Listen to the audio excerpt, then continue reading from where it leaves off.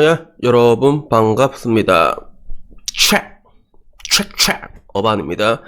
옛날에 메이웨더가 그 돈에 대해서 이렇게 정의한 적이 있어요. 돈이 최고는 아니다. 하지만 그만한 게 없다라고 얘기한 적이 있거든. 나는 그걸 듣는 순간에 와, 너무 깔끔한 거야. 나도 돈이 최고는 아니라고 생각하거든. 건강이 최고란 말이야. 근데 또 돈만한 게 없어. 진짜 없단 말이야. 그래서 야, 역시 이게 한 분야를 정점을 찍은 사람은 이게 두뇌 구조가 조금 다르구나라는 생각이 들었어요. 그리고 마찬가지로 결혼에 대해서 가장 잘 정의한 문구가 뭐였냐면 그거였던 것 같아요. 결혼은 해도 후회하고 안 해도 후회한다라고 얘기했지.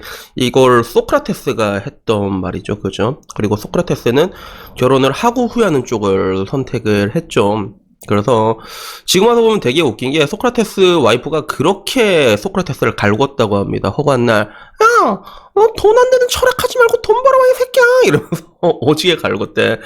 그리고 그때 소크라테스는 뭐라고 얘기했냐면, 여러분이 만약에 결혼에 성공하면 정말로 행복한 인생을 살 것이다 라고 얘기를 했어. 근데 실패하면 나처럼 위대한 철학자가 될 거라고 그렇게 얘기를 했거든. 어떻게 보면 엄청난 발상의 전환이라고 얘기할 수 있죠. 그죠? 실제로 소크라테스는 위대한 철학자가 됐잖아. 그래서 지금도 보면 되게 재밌는 게 영어 사전에 악처라는 단어를 찾으면 크산티페라는 단어가 나와. 이 크산티페가 뭐냐면 소크라테스 마누라 이름이 크산티페거든.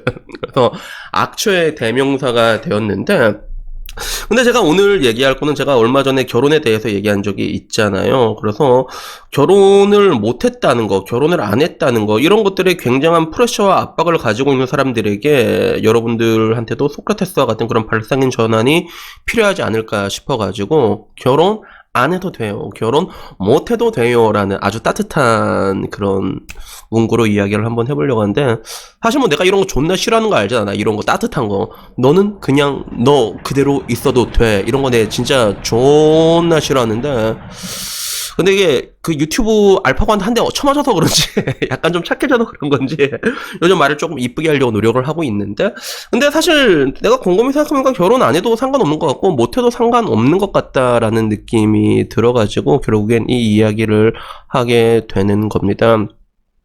제가 유튜브에 그날 이제 그 영상을 올리면서 굉장히 많은 댓글이 달렸어. 그리고 평소 저희 결혼관에 대해 가지고 잘 알고 있는 사람들은 뭐 특별할 것도 없다, 어반이 말하는 결혼이란 거는 리스크가 엄청 크다는 개념이다, 이런 식으로 접근하는 사람도 있는데, 근데 잘 이해하지 못한 사람도 있더라고요. 그래서 댓글로 이런 댓글이 있는 거야. 가끔 헷갈리긴 한다, 어반님이 사람은 절대 혼자 살 수 없다고 하다가 이런 영상 보면 이 형은 뭐가 중심인지 잘 모르겠다라고 이제 글을 적는 우리 경민을 위해 가지고 다시 영상을 찍게 되는 것 같아요.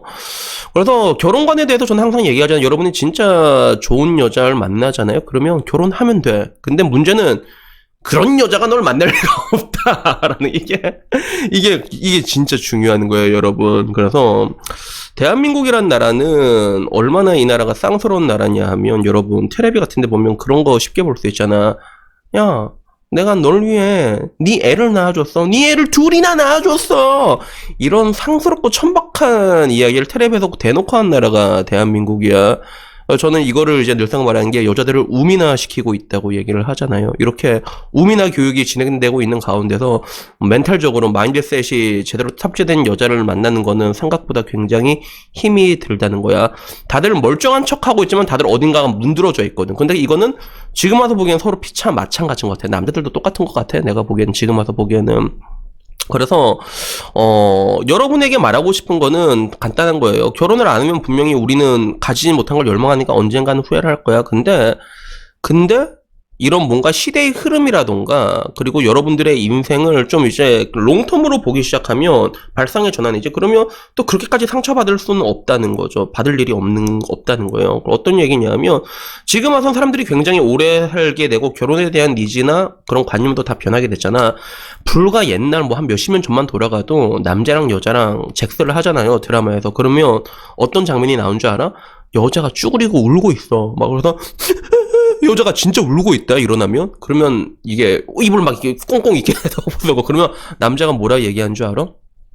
마, 내가 니 하나 책임 못 지겠나, 이렇게 얘기를 해요. 진짜 불과 몇십 년 전으로만 올라가도 가도 잭스에는 책임이란 게 따라가던 시대가 있었어. 쌍무계약 관계였단 말이야, 옛날에는.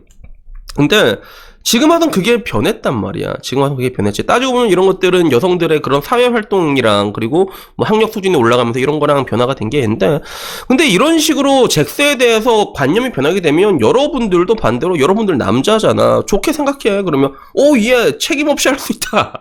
이렇게 좋게 생각을 하라는 거예요, 여러분. 그래서 내가 지나고 나서 생각하면 내일 모레 40이고 아직도 결혼을 못 했지만 거기에 대해서 크게 후회가 없는 거는 좋은 연애를 그래도 간간히 했거든요. 정말로 강한 여자를 만났고, 그리고 정말로 연예인 싸대기 때릴 만큼 이쁜 애도 만나봤고, 그리고 진짜 행여나도 만나봤단 말이야. 그렇게 만나기 때문에 그런 것들에 대해서 크게 후회하진 않는 것 같고, 오히려 내 주변 사람들은 나한테 그런 것들 되게 부러워하는 경우도 되게 많다는 거야.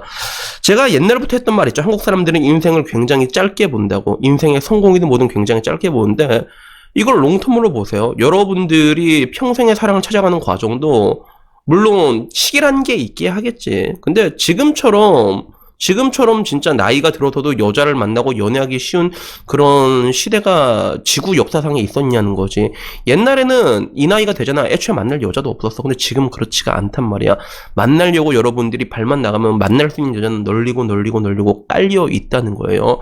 그러니까 이런 걸 좀 넓게 봐가지고 정말로 나에게 맞는 여자를 찾아가는 하나의 과정이라고 보시면 됩니다. 그러다가 오랫동안 봤을 때 좀 아닌 것 같다 싶으면 그러면 굳이 책임질 필요도 없다는 것들이지. 그러면서 정말로 맞는 사람 찾아가는 그런 과정이라고 해야 될까?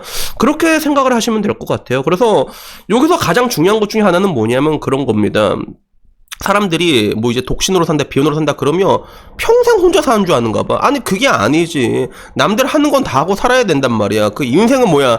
인생은 잭스. 이거는 그래도 할 만큼 하고 살아야 되는데, 근데 남자의 호르몬이라는 게 또 나이가 들잖아요, 여러분. 옛날만큼 그렇게 왕성하지가 않습니다. 그렇게 되면 연애에 대한 패러다임도 완전히 달라지게 된다는 거예요. 그래서 저는 여러분에게 말하고 싶은 게 딱 이 정도인 것 같아. 인생을 굉장히 롱텀으로 봐라. 그리고 여러분들이 결혼을 했냐 안 했냐 못 했냐가 중요한 게 아니란 말이야. 가장 기본적인 퀘스천, 당신은 지금 행복하십니까? 여기에 집중할 필요가 있어요, 일단은. 그리고 이 말은 뭐냐면 일단은 수컷은 기본적으로 강해져야 돼. 여러분들이 강해지려고 꾸준히 노력은 해야 된단 말이야. 그렇게 되면 여자든 뭐든 만나려면 언제든지 만날 수가 있게 돼요. 나중에 늙어서도 노인정 가잖아. 노인정 가면 그 연금 빵빵한 할아버지가 그렇게 인기가 많대. 우리가 적어도 뭔가 이제 새로운 사람을 찾는다고 했을 때 그게는 어렵진 않아야 될 거 아니야, 그게. 근데 또 여자가 없다고 해도 또 상관없는 게, 아니 지구 역사상에 여자 없어도 이렇게 잘 살 수 있는 시대가 있었냐는 거지. 그러니까 나는 여러분들이 일단은 여러분들의 삶에 대해서 좀 만족하면서 행복하면서 감사함을 좀 느끼는 게 첫 번째라고 생각을 합니다. 내가 느끼는 게 대한민국 사람들은 전부 다 이 가스라이팅을 당해서 그런지 이미 자기가 충분히 행복함에도 불구하고 거기에 대해서 너는 이미 충분히 행복하다라고 말했는데 그걸 몰라. 모른다니까. 되게 괴롭게 산다는 것들이죠. 그래서 우선은 가장 중요한 거, 여러분들이 일단 강해지기 위해 가지고 여러분들이 할 일 묵묵하게 해야겠지. 우리 그거는 기본적인 것들이잖아. 그리고 여러분들이 이게 준비가 됐을 때 아까 말한 것처럼 정말로 내가 이 사람이다 싶을 때 그때 바로 요 땅 할 수 있다는 거예요. 뭐 하다못해 북아프리카 가가지고 그치 국제결혼도 땡길 수 있을 만큼 어차피 강해져야 되는 건 기본적인 것들이야. 근데 그 가운데서 가장 중요한 건 뭐냐면 과연 나는 행복한가? 내가 어떻게 행복해질 수 있을 것인가? 이게 선행이 돼야 된다는 것들이죠. 그래서 여러분들이 혼자서도 행복해질 수 있을 때 그때 결국엔 둘이서도 행복해질 수 있는 거라는 거예요. 그래서 저는 여러분들에게 그냥 이 얘기를 하고 싶었습니다. 결혼을 안 해도 결혼을 못 해도 우리가 괴로워야 될 이유는 그렇게 많지가 않거든. 다만 대외적으로 봤을 땐 좀 깔끔해 보일 필요는 있는 것 같아. 내가 늘상 얘기하잖아. 양재진 원장 보면 결혼 안 하고 혼자 살아도 멋있잖아, 사실. 그러니까 우리가 그 정도까지는 안 되지만 그래도 내가 하는 일들에 대해서 묵묵하게 강해질 필요는 있다는 것들이죠. 그래서 결론적으로 그냥 오늘은 이 얘기를 하고 싶었어요. 그래서 너는 너 자체 그대로 있어도 돼요. 이런 따뜻한 얘기라기보다는 내가 봤을 때 대한민국 사람들은 단체로 무슨 강박증에 걸려가지고 자기가 되게 괴로운 줄 알고 있는 사람들이 되게 많더라고. 근데 전혀 그렇지가 않습니다. 사회에서 여러분들에게 뭔가 이제 뭐 결혼을 못했다고 이게 뭐 어떤 시선을 보낼 수는 있겠지. 그거 전부 다 씨발 가스라이팅이라니까. 그래서 여러분들의 하루하루를 즐기면서 행복하게 살고 알고 거기에 대해서 감사함을 느끼잖아. 그러면 내가 말했던 것처럼 이런 것들이 그렇게 대단한 게 아니구나라는 것들에 대해 가지고 넓게 받아들일 수 있게 되고, 그리고 발상을 전환해서 내가 결혼을 못할지언정 지금은 못한 것처럼 보이지만 나중에라도 만날 수 있잖아. 늙어서라도, 그지? 노인정 가서라도 내 IRP 봤나? 이래가지고 만날 수 있는 거잖아. 그러니까 연애도 사랑도 결혼도 그리고 여러분의 인생의 성공도 조금 더 넓게 폭넓게 보면서 우리가 그냥 매일매일 좀 행복하게 살았으면 좋겠다는 마음에 오늘 영상을 찍었습니다. 와, 오늘 영상 괜찮다, 그치? 그래서 여튼간에 뭐 오늘 이야기는 여기까지고요. 아무쪼록 여러분들 다들 행복하게 하셨으면 좋겠습니다. 그리고 뭐 기왕이면 그래도 기회가 되면 그래도 이게 많이 하는 게 더 좋으니까 이것도 많이 하시고, 그리고 제가 늘상 말한 것처럼 정말 좋은 연애라는 것들도 여러분들이 많이 하셔야지, 그래야지 여러분들이 정말 좋은 사람을 이렇게 고르는 눈도 분명히 나아진다고 얘기할 수 있는 부분이 있는 것 같아요. 그래도 여튼 뭐 오늘 이야기 여기까지고요. 다음엔 조금 더 좋은 이야기로 찾아뵙도록 하겠습니다. 이상입니다. 감사합니다. 야.